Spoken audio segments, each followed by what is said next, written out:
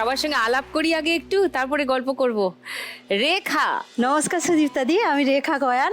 আমি দক্ষিণ চব্বিশ পরগনা জেলার বিষ্ণুপুর থানার অন্তর্গত নেত্রানা গ্রাম থেকে আসছি। কি করো রেখা? আমার একটা ছোট্ট টিনের দোকান আছে দিদি। ওই দোকানে আমি চিপস, বিস্কিট, চানাচুর, লজেন্স এই সমস্ত বিক্রি করি। পপুলার দোকান, তার মানে বাচ্চাদের কাছে হেভি পপুলার না? হ্যাঁ, বাচ্চাদের কাছে খুব পপুলার। জানি। চলো না।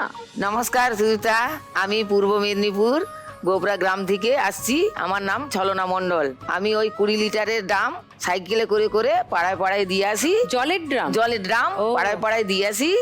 আর পাইকারের কাছ থেকে কিছু ফুল নিয়ে পাড়ায় পাড়ায় গাঁথিয়ে আবার গুড়িয়ে এনে পাইকারকে আমি সে ফুলটা দিয়ে আসি। ও ফুলের মালা গাঁথ? হ্যাঁ হ্যাঁ, ফুলের মালা গাঁথি। বাহ, সুন্দর।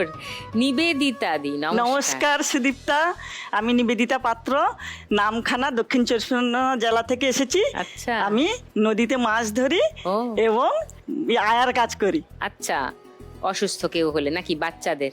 বাচ্চাদের কাজ করি। বাচ্চার কাজ করো। আচ্ছা। দীপালি দি। নমস্কার সুদীপ্তা, আমার নাম দীপালি পতিয়ার। আমি হুগলি জেলার থানা গোঘাট থেকে আসছি। আচ্ছা। বাঁশের কাজ করি। বাঁশ? বাঁশ ওকে। শিল্প, হ্যাঁ, হুম। কাজ করি। ঝোড়া, কুলো, চেঙারি, সাজি এইসব এগুলো সব তৈরি করো? হ্যাঁ। বাহ, চারজনেই তো খুবই গুণী দেখছি, কিছু না কিছু কাজ করে সবাই। ফ্যান্টাস্টিক। তো তোমরা তো প্রচুর খাটাখাটনি করতে হয় সারাদিন, তারপরে এই শোটা দেখতে পারো? হ্যাঁ, সবাই দেখি। শোটা দেখি। চলো খেলা শুরু করি, তারপর আরো কথা বলবো। ফার্স্ট রাউন্ডে আজকের খেলা টাকা ওড়ে, দেখো ধরে। তোমার দোকান আছে বললে রেখা? হ্যাঁ দিদি। কবে থেকে শুরু করেছে দোকান? আমি দোকানটা 2022-এ শুরু করেছি। বছর চারেক হয়েছে? হ্যাঁ, বছর চারেক হয়েছে। কিভাবে শুরু করলে? আমার স্বামী হাউসকিপিং এর কাজ করে। আচ্ছা। ওতে তো খুব ভালো হতোই না। কোথায়? বারাইপুরে, ওখানে হাউসকিপিং এর কাজ করে। কোনো দোকানে মানে কোনো হোটেলে? দোকানে না, কোনো ওই প্যালেসেরই মতো সবাই থাকে না, বড় বড় বিল্ডিং গুলো হয়, হ্যাঁ হ্যাঁ। ওখানে উনি কাজ করেন। আচ্ছা। এবারে আমি ভাবলাম তাহলে আমি কিছু করি। আমাদের ওখানে যেহেতু গ্রাম, আমি লোকের জমিতে চাষেরও কাজ করি। ওই চাষের কাজ তো সবসময় হয়ই না আমাদের ওখানে। ভাবলাম কি করব, আমাদের বাড়ির সামনে একটা জায়গা ছিল, আমাদের বাড়িটা রাস্তার গায়ে। এবারে একটা ছোট করে টিন দিয়ে একটা দোকান বানালাম। আচ্ছা। এবারে দোকানে মাল তুলবো, পুঁজিরও দরকার। যাই হোক, 1000 খানেক টাকার মতো নিয়ে ওই বাদাম, চিপস, কুরকুরে এগুলো সমস্ত রাখলাম। দেখছি ভালো, দোকানে টুকিটাকি বাচ্চারা কিনছে বা বিক্রিও হচ্ছে। এইভাবে দোকানটাও আমার চলছিল, আর আমার হাজবেন্ড কাজ করছে, আমার সংসার চলেই যাচ্ছিল। এরই মধ্যে বিপদটা ঘটলো আমার, এই যে 2025-এর 27শে ডিসেম্বর।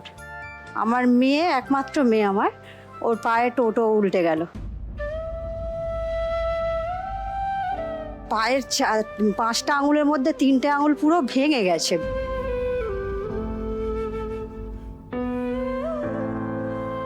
পায়ের উপরের অংশটা এত ছিন্ন ভিন্নভাবে কেটে ছিঁড়ে গেছে, পুরো মাংসগুলো এক জায়গায় জড়ো হয়ে গেছে। তখন কি করব, আমার মাথা আর কাজ করছে না যে কি করব। সেই সময় আমার মা, ভাই, আমার বোন, আমার শ্বশুরবাড়ির লোকেরা, ওরা প্রচুর সাপোর্ট করেছিল। ওরা সমস্ত কিছু মেয়েকে নিয়ে হসপিটালে ছোটাছুটি, হাঁটাহাঁটি। এবারে আর্থিক দিক থেকেও আমাদের অত ওয়ে নেই। এবার আমার বোন তো নিজের গায়ের গয়না খুলে দিয়ে দিচ্ছে। আমার ভাই যতটা যেখান থেকে ভাবছে ধার দেনা করে মেয়েকে ভালো করতেই হবে।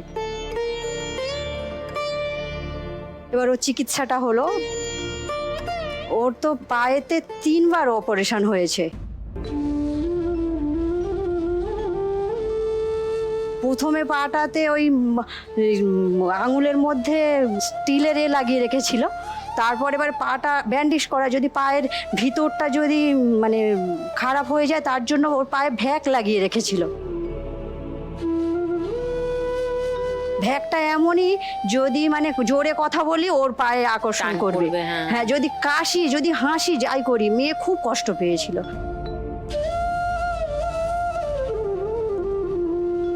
যাই হোক ওই রকমভাবে 15 দিন ছিল ওই পায়ের মধ্যে, ওইটা আবার ছাড়ালো।